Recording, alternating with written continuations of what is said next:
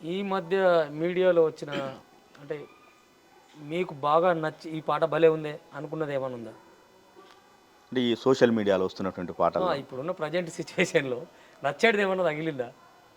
ఈ కుర్చీ ఉన్నాయి. మడత పెట్టాల కాకుండా అట్లాంటి పాటల్ని మనం ఫస్ట్ ఎంకరేజ్ చేయొద్దు. ముఖ్యంగా చెప్తున్నా కదా, ఈవెన్ జబర్దస్త్ స్కిట్‌లో ఏం మాట్లాడుతున్నా ఒకప్పుడు అశ్లీల పోస్టర్లు, ఇట్లా ఒక పోస్టర్, సినిమా పోస్టరు దాని మీద కొంచెం బూతు కనపడితే అనేక ఉద్యమాలు పుట్టేది. అవును, సెన్సార్ ఒక కూడా. ఒక బస్ ఛార్జ్, రూపాయి బస్ ఛార్జ్ పెరిగితే రోడ్ల మీద బస్సులు తిరిగేవి కావు.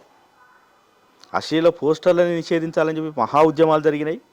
ఏదన్నా ఒక నిత్యావసర వస్తువులకు ఒక చిన్న పావులో ఆటానో రూపాయి పెరిగితే పెద్ద పెద్ద ఉద్యమాలు వచ్చేది.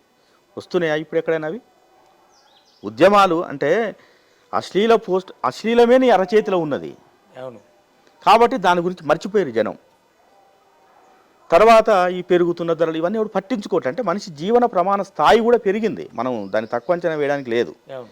తెలంగాణ రాష్ట్రం వచ్చిన తర్వాత మనిషి యొక్క జీవన ప్రమాణ స్థాయి పెరిగింది, ఖర్చు పెట్టే శక్తి పెరిగింది. సో అంటే మనిషి కొంత అంటే కేసీఆర్ దావతులను బాగా ఎంకరేజ్ చేస్తాడు కదా, దానికి కొంచెం ధైర్యం వచ్చింది తెలంగాణలో. ఇప్పుడు తెలంగాణ సినిమా అంటే కూడా దావత్ దావత్ దావత్ అనే పరిస్థితి వచ్చింది.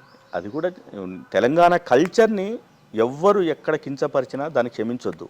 ఈవెన్ బలగం సినిమాలో, ఇప్పుడు బలగం సినిమాలో ఆయన దేని గురించి పంచాది? మూలుగ బొక్క కాడ పంచాది. అది నీ మనసులో ఉన్నప్పటికీ దాన్ని ఎట్లా చెప్తావు? ఇప్పుడు చావు దృశ్యాన్ని అసలు చిత్రీకరించొద్దు, అవును. మనం దాన్ని సినిమా చేస్తున్నాం. అంటే తెలంగాణ కల్చరు ఇంత ఇంత ఇంత ఇంత ఇక్కడ ఈ సిల్లి విషయానికి కొట్టుకునేది అనే, అంటే తెలంగాణ వాళ్ళు ఇట్లుంటారా అని.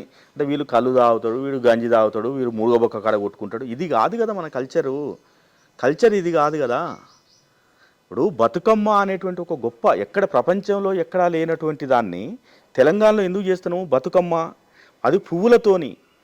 అంటే తను బతకాలే, ఇతరులను బతికించాలి, అది అన్నా చెల్లెల మధ్య ప్రేమ ఇట్లా ఒక గొప్ప తాత్విక నేపథ్యంతో ఇక్కడ పండుగలు కానీ పబ్బాలు కానీ లేకుంటే ఇక్కడ ఉన్నటువంటి సామెతలను ఒకసారి పరిశీలిస్తామని తెలుస్తుంది.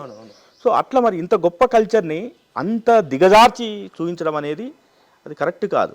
తెలంగాణ భాష, బిత్తిరి సత్తి మాట్లాడే భాష తెలంగాణ భాష, లేకుంటే ఇంకొక సావిత్రి మాట్లాడే భాష తెలంగాణ భాష. అది వాడు స్పష్టంగా చెప్పిండు. ఆ క్యారెక్టర్ బిత్తిరి సత్తి అని ఒక క్యారెక్టరు. ఆ బిత్తిరి భాష, అది బిత్తిరి భాషని తెలంగాణకు అప్లై చేయలేము. అదేవిధంగా ఇంకొక కరీంనగర్ మాండలికమో లేకుంటే అచ్చిల్లు అంటున్నాము. అచ్చిల్లు అనేది అసలు ఏం పదం? భాషా సాంస్కృతిక శాఖలో పనిచేసే వాళ్ళు కూడా అచ్చిల్లా అంటే అది ఎట్లా మాట్లాడతావు నువ్వు? మనకంటూ ఒక ప్రామాణిక భాషను కూడా తయారు చేయాలి. ఇలా నల్గొండ వాళ్ళు మేము, మా చింతలాగిరన్న మాట్లాడుతున్నాడు, నేను మాట్లాడుతున్నా, ఇక్కడ మా కంచర్ల భూపారెడ్డి మాట్లాడతాడు, ఇట్లా నాయకులు మాట్లాడుతున్నారు. ఎవరైనా అట్లా మాట్లాడుతున్నారా? నువ్వు మాట్లాడినావు ఇంతసేపు, అట్లా మాట్లాడుతున్నావా? నీ ఇంట్లో మాట్లాడుతున్నావు, అట్లా మాట్లాడుతున్నావా? గటెందుకు పోయినావురా, గిటెందుకు, గాడికి ఎందుకు పోయినావు అంటున్నావా? ఎక్కడన్నా అంటలేవు కదా, అక్కడికి ఎందుకు పోయినావు అని అంటున్నావు. సో అట్లా మరి గటెందుకు పోయినావు, గిటెందుకు, అచ్చిల్లా అనేది ఏం పదం? ఇప్పుడు ఆ రోజు జయశంకర్ సార్ అన్నాడు, అటు ఇటు కాని భాషను మనకు అలవాటు చేసిరు ఆంధ్ర వాళ్ళని చెప్పేసి ఆయన చాలా ఒక డిక్షన్ ఇస్తే దాన్ని మనం చెప్పుకుంటూ తిరిగినాం. అదంతా కూడా తెలంగాణ ఉద్యమంగా రూపుగట్టింది అది. సో మరి ఇవాళ తెలంగాణ రాష్ట్రం 10 ఏళ్ళు అయింది, మనకంటూ ఒక ప్రామాణిక భాష లేదు. మరి సాహిత్య అకాడమీ పని చేయాలి కదా. సాహిత్యకారులందరినీ దగ్గర కూర్చోబెట్టుకొని వాళ్ళతో చర్చలు చేసి తెలంగాణకు ప్రత్యేక నిఘంటు, ప్రత్యేక భాషని. ఇప్పుడు కరీంనగర్లో ఒక భాష మాట్లాడతాడు, మహబూబ్ నగర్లో ఒక 40 కిలోమీటర్లకు ఒక పదం, ప్రతి 30 కిలోమీటర్లకు ఒక మాండలికం ఉంటుంది, మారుతూ ఉంటుంది, భాష మారుతూ ఉంటుంది. మరి ఇన్ని భాషల్ని మనం కథల్లో ఓకే, నవలల్లో ఓకే, పాటల్లో కూడా ఓకే, కానీ నీకు పుస్తకాలు రాసినప్పుడు, అంటే పుస్తకాలు ఇచ్చినప్పుడు, అంటే ముఖ్యంగా పత్రికలు, టీవీలు, అంటే భాషనండి, పాఠ్య పుస్తకాలు లేకుంటే సినిమా, సీరియల్, టీవీ, ఇట్లాంటి వాళ్లకు మనం ఒక ప్రామాణికమైనటువంటి భాషను ఇవ్వాలి. ప్రామాణిక భాష లేకపోతే నీకు భాష అంతా గందరగోళం అవుతుంది, గజిబిజి గందరగోళం అవుతుంది. బిత్తిరి సత్తి మాట్లాడే భాష తెలంగాణ అవుతుంది, ఇంకొక సావిత్రి మాట్లాడేది తెలంగాణ భాష అవుతుంది. లేకుంటే ఇంకొక సినిమా వాళ్ళు ఏదో తీసి వాళ్ళేదో వాడు సగం ఆంధ్ర సగం తెలంగాణ రాయలసీమ కలిపి వాడు తెలంగాణ భాష కింద సినిమా తీస్తున్నారు, హిట్లు కొడుతున్నారు. ఇప్పుడు హీరోలంతా అదే అలవాటు అయింది వాళ్ళు. సో ఇప్పటికీ కూడా తెలంగాణ భాషని రకరకాలుగా వాడుతూ ఉన్నారు. సో ఇట్లాంటి పదాలని మనం ముఖ్యంగా పత్రికల్లో అట్లాంటి వాటి చేయాల్సినటువంటి అవసరం అయితే ఉన్నది. ఇప్పుడు పత్రికల్లో చదివే అందరు చదివేదే కదా పత్రిక. ఇప్పుడు ఒకప్పుడు తెలంగాణ వాడు ఆంధ్ర పత్రికలో చేరి ఇక్కడ బర్రె చచ్చిపోయిందని రాసింది అనుకో, వాళ్ళు ఉద్యోగం పోయిన సందర్భాలు ఉన్నాయి. బర్రె అని ఎట్లా రాస్తావు నువ్వు, గేదె అని కదా రాయాల్సిందని వాళ్ళు ఉద్యోగం తీసేశారు.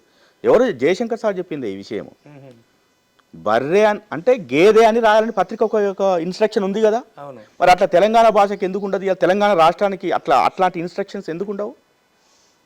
అచ్చిల్లు అనకూడదు, మనం వచ్చిండు అనో వచ్చినాడు అనో ఇప్పుడు అచ్చిల్లు అంటున్నావు, అచ్చిల్లా అంటే వచ్చిండు అనే దానికి వచ్చింది అనే దానికి స్పష్టమైనటువంటి స్త్రీలింగము పురుషలింగం అని కనిపిస్తుంది మనకు. ఓకే, వచ్చింది అంటే స్త్రీ అని, వచ్చిండు అంటే పురుషుడు అని. మరి అచ్చిల్లా అన్నప్పుడు అమ్మాయిని ఏమంటావు? అచ్చిండా అంటావు? గ్రూప్ అవుతుంది అది. అంటే భాష ఉత్పత్తి పదాలనే మనం మాయం చేస్తున్నాం కదా. కాబట్టి మాండలికాలను తెర మీదకి తెచ్చి అదే ప్రధాన భాషగా చేయడం కూడా ప్రమాదకరమైనదే, గందరగోళానికి దారితీసేటువంటి పరిస్థితులు అవన్నీ కూడా. ఇవన్నీ సరి చేసుకోవాలి.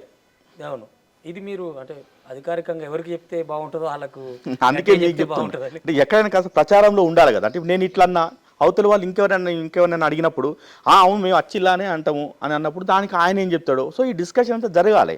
అట్లా జరగాలనుకున్నప్పుడు సాహిత్య అకాడమీ ఇనిషియేట్ తీసుకోవాలి, కల్చరల్ మినిస్టర్ ఇనిషియేట్ తీసుకోవాలి. ఓ నలుగురు సాహిత్యకారులని ప్రాంతాల నుంచి, వివిధ జిల్లాల నుంచి మనిషికో జిల్లాకో 2-3 పిలిపించుకోవాలి, కూర్చోబెట్టుకోవాలి, మాట్లాడాలి. దానికి ఒక ప్రామాణిక భాషను తయారు చేయాలి. అయ్యా ఇగో మీ పత్రికల్లో ఈ పదాలు ఇక్కడ వచ్చినప్పుడు ఇదే పదం వాడాలి. అది చాలా కష్టం కాదు, చేసిరు కదా. గతంలో ఆంధ్రప్రదేశ్ రాష్ట్రం ఏర్పడ్డప్పుడు 56లో అదే జరిగింది కదా. ప్రామాణిక భాషను తయారు చేసిరు కదా. ఇప్పుడు గుంటూరు, నల్లగొండ, విజయవాడ ఈ 2.5 జిల్లాలను తీసుకొని 2-3 జిల్లాలను తీసుకొని తయారు చేసిన భాష కదా ఇప్పుడు మనందరం మాట్లాడేది. నల్లగొండ వాళ్ళు మాట్లాడుతుంటే మీరు ఆంధ్ర వాళ్ళు అంటారు. కారణం ఏంటంటే మనం అంత స్పష్టంగా మాట్లాడతాం మన భాషని, పుస్తక భాషని, పత్రిక భాషని మాట్లాడతాం మనం. ఎందుకంటే మనకు అలవాటు పడినాము. ఈ 3 ప్రాంతాల నుంచి తీసుకొని ఒక భాషను తయారు చేసిరు వాళ్ళు.